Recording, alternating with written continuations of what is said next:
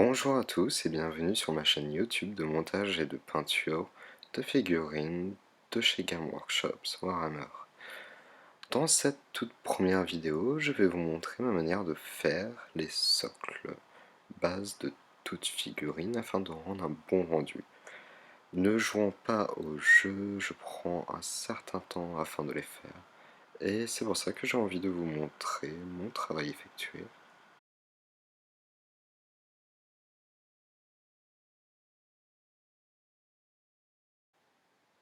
Pour la création de mes socles, j'utilise un bouchon de champagne que je vais découper au cutter. Cela me permet de régler la taille, la forme des pièces. J'utilise également un petit ciseau, comme vous pouvez voir, afin de bien tailler le bouchon prédécoupé par le cutter, afin de faire des formes de roches. Ainsi, vous pouvez voir par exemple, voilà, les socles que j'ai déjà préalablement préparés, dont j'essaye de donner un effet assez naturel, de roches assez érosées. Il convient donc de découper le liège avec un cutter à la hauteur que vous souhaitez afin de donner des reliefs différents au socle de votre figurine.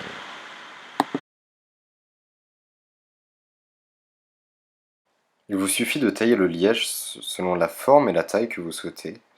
Et à ce moment-là, en fait, il faut essayer de mettre la figurine sur le socle afin de voir si cette dernière est plane.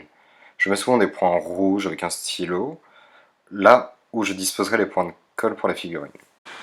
Mettre ces points rouges là où la colle sera mise sur les statues me permet de tailler au cutter le liège afin de donner un aspect brut à la pierre et non lisse.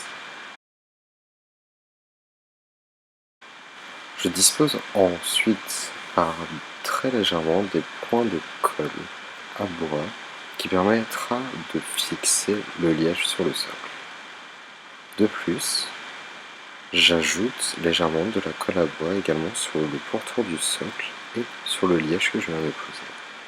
Je prends les reliquats du liège prédécoupé que j'installe ensuite sur les petits endroits où je viens de mettre la colle, afin de donner du relief et plus d'effet à la roche. Une fois la base physique de votre socle terminée, il suffit de sous-coucher ce dernier avec de la banane black, que ce soit en peinture ou en baume.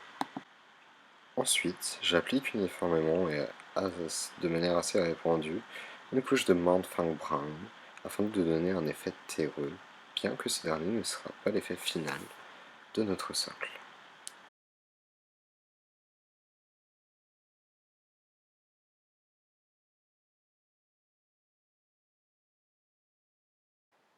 Une fois la peinture sèche, je vais passer une couche de à l'Agrax Earth Shade, permettant de rester dans les tons marrons ou de continuer dans l'aspect assez terreux de notre première couche de notre socle. Une fois sec, je passe une couche de Zandrit Dust assez uniformément ou à certains endroits pour laisser quelques traces de Mantfang Brown. Une fois sec, il faudra apposer plusieurs et de nombreux lavis de Neun Oil. En effet, cela va permettre de rendre la Zandrit Dust posée beaucoup plus foncée et rocailleuse en fait. On va avoir un effet plus de pierre qui est mon effet escompté.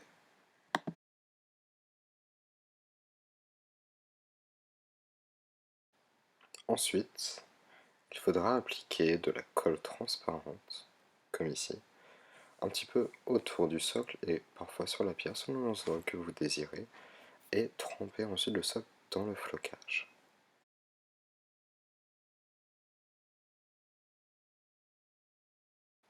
Ensuite, il convient d'effectuer un brossage à sec à la Domestone sur les parties rocailleuses.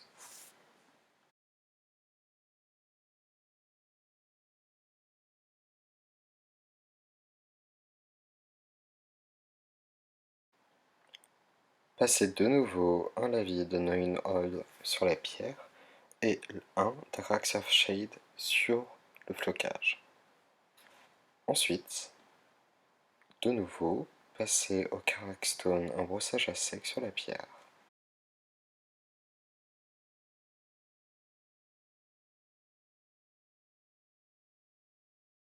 Appliquez de Varbosgreen sur le flocage afin de rendre un effet assez naturel le verre s'inscrivant dans la roche.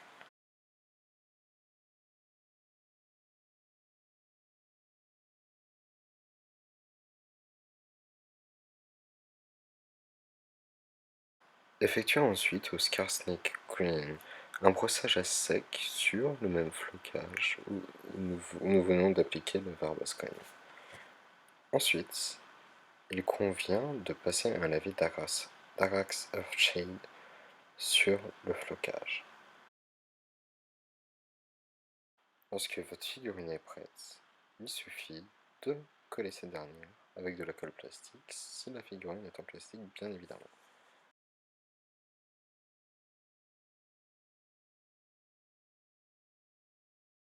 Voici donc le rendu de ma figurine avec le socle que je viens d'effectuer. En espérant que cette vidéo vous ait plu et je vous remercie de m'avoir regardé.